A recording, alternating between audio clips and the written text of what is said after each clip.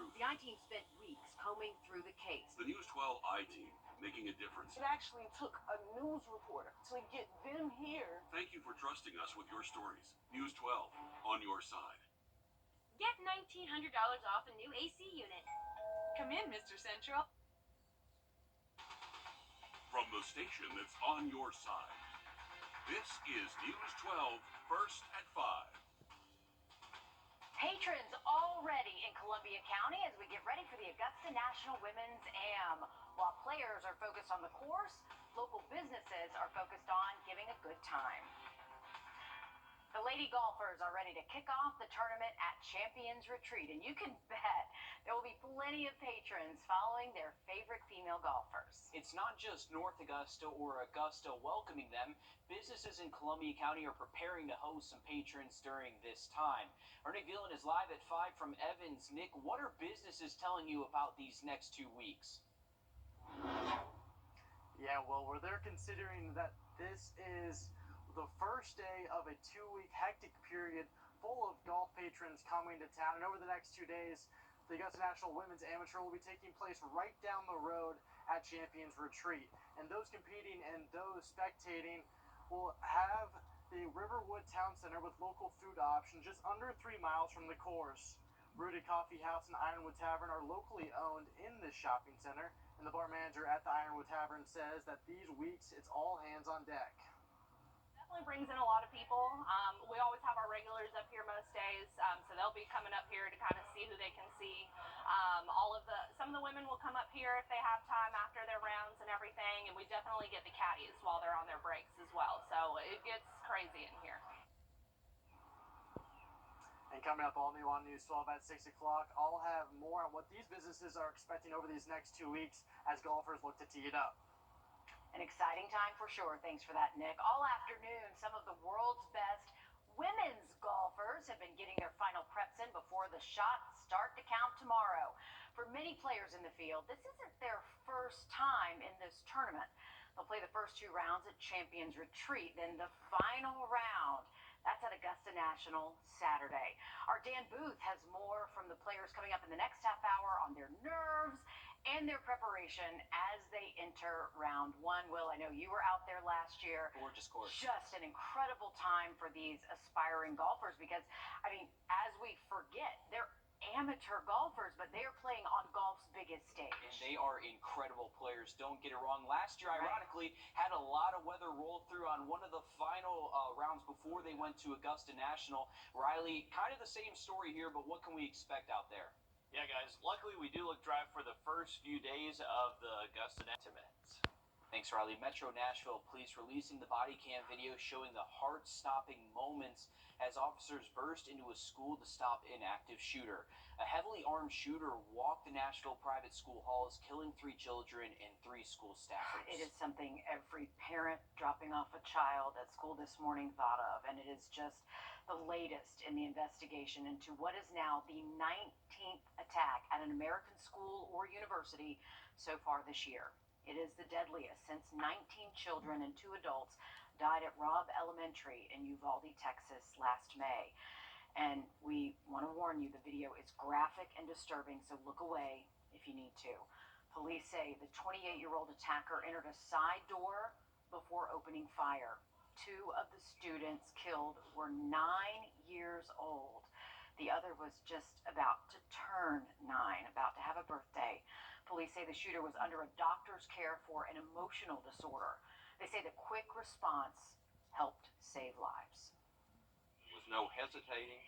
They went through that door and they were looking for the shooter, and they engaged as soon as they found the shooter. Found multiple guns belonging to the shooter, all purchased legally.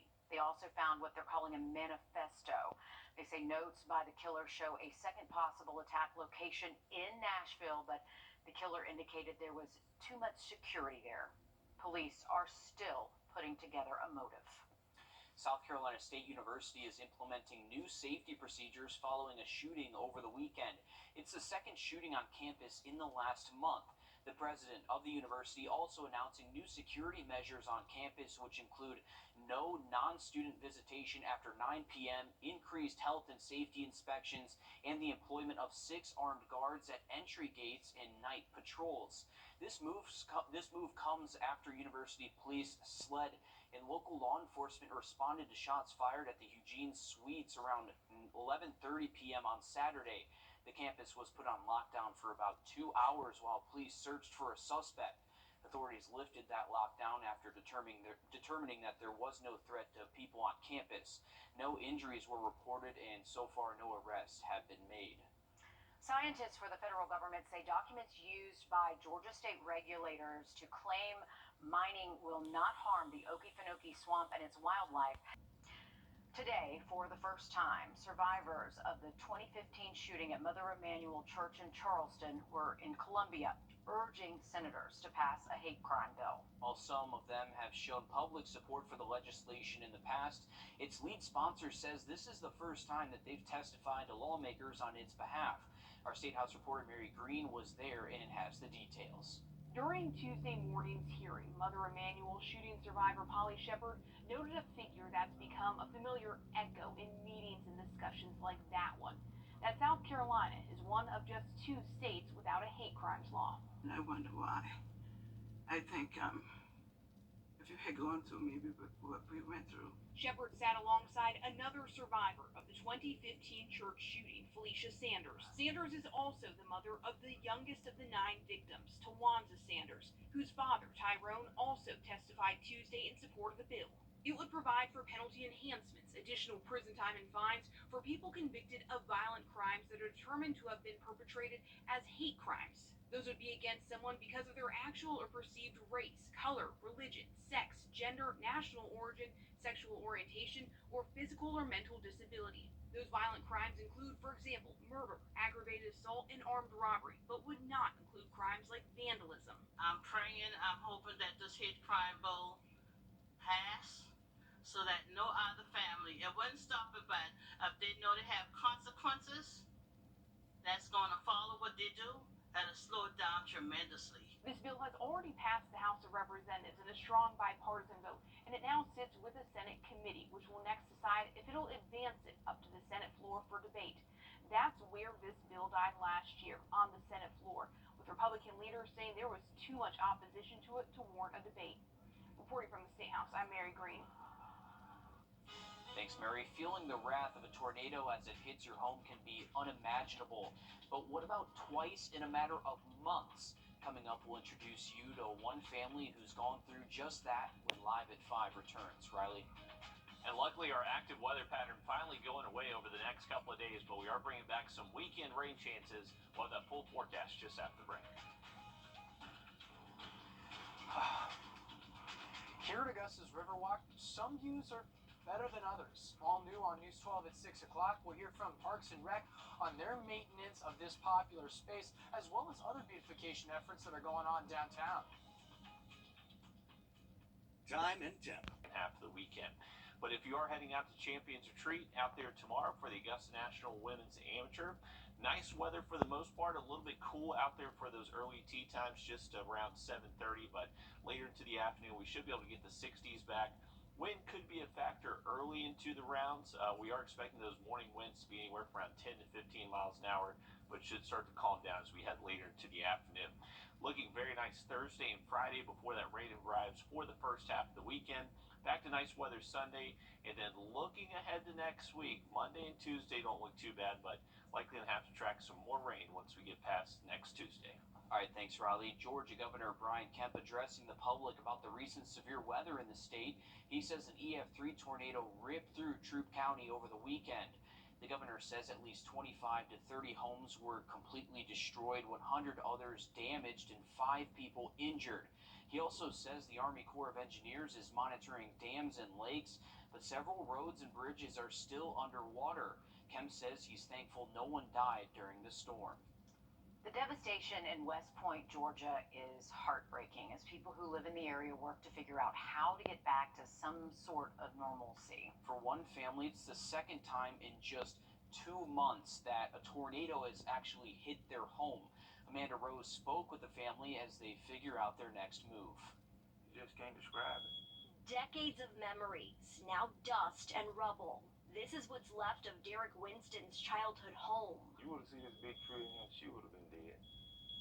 I'm pretty sure. Winston's 86-year-old mother and brother took cover in this closet as a tornado tore through their West Point home Sunday night. You can still hear a fire alarm blaring. He seen rain. When he looked up, he was looking at the sky. It isn't the first time the family has survived a deadly storm. Just 2 months ago, another tornado ripped through Winston's home over in LaGrange. I think it's the closest thing to death if you ever went through it. Winston and his wife are living in an apartment nearby, waiting on the insurance company to pay for the thousands of dollars in damages. Now his headache continues, with the rest of his family homeless too. I just thank God that, we're okay, we living, all that stuff can be replaced.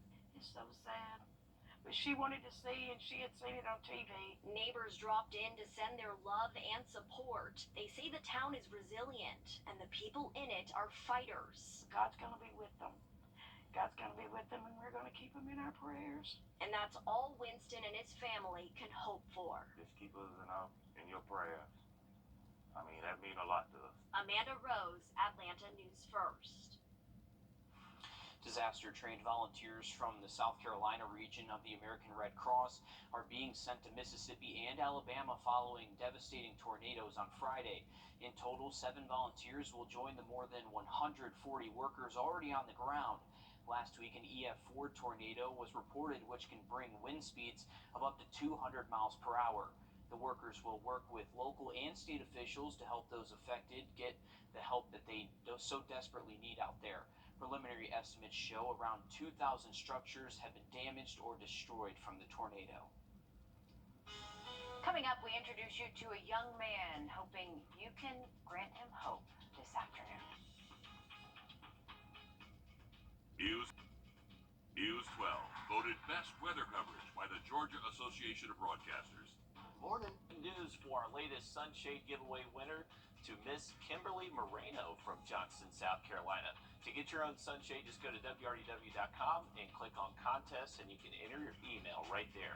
Now look at that warmer 7-day forecast heading our way just after break. It's March Madness at New. There was a sound in the breeze, a song from the trees that whispered through the night. Just an ordinary place, but I held you just in case we travel to the end of time. And I know that I love you. I hear you singing in my